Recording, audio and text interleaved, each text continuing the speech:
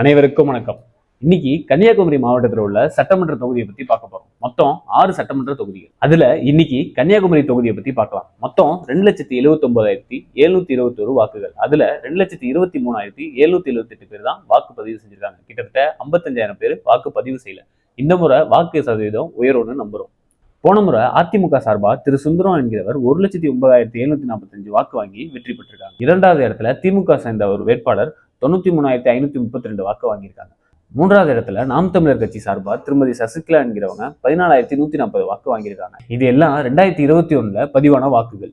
இந்த 5 வருடத்துல மக்கள் சமூக வலைதளங்கள் மூலியமாவோ களத்திலேயோ அரசியல நல்லா பழகியிருக்காங்க. இந்த முறை மீண்டும் அதிமுக சார்பா திரு சுந்தரம் அவர்கள் தான் போட்டியிடுறாங்க. திமுக சார்பா திரு மகேஷ் என்கிறவர்களுக்கு வாய்ப்பு கொடுத்துருக்காங்க. நாம் தமிழர் கட்சி சார்பா அக்கா மரியா ஜெனிஃபர் அவர்கள் களத்தில் இறங்கி வேலை செஞ்சுட்டு இருக்காங்க. தாவேகா சார்பா திரு மாதவன் என்கிறவர்களுக்கு வாய்ப்பு கொடுத்துருக்காங்க. கன்னியாகுமரி சார்ந்த யாராவது இந்த காணொலி பார்த்துட்டு இருந்தீங்கன்னா யார் நம்பிக்கையான வேட்பாளராக இருப்பாங்கன்னு சொல்லி கருத்து பெட்டியில போடுங்க. அது மட்டும் பத்தாது, உங்க குடும்பங்களோடும் விவாதிங்க. இந்த 4 வேட்பாளரோட நோக்கம் என்ன, பின்புலம் என்ன படிச்சிருக்காங்க, இது எல்லாத்தையும் விசாரிச்சு ஒரு வாக்கை 23ஆம் தேதி நல்ல கொள்கை உள்ளவங்களுக்கு செலுத்துவீங்கன்னு நம்புறோம். தொடர்ந்து இந்த மாதிரி காணொலி பார்க்கறதுக்கு உங்க அன்பே ஆதரவு கொடுங்க. வேற எந்த தொகுதியை பத்தி பேசலாம், எந்த கட்சியை பத்தி பேசலாம்னு கருத்து பட்டியல சொல்லுங்க. நன்றி.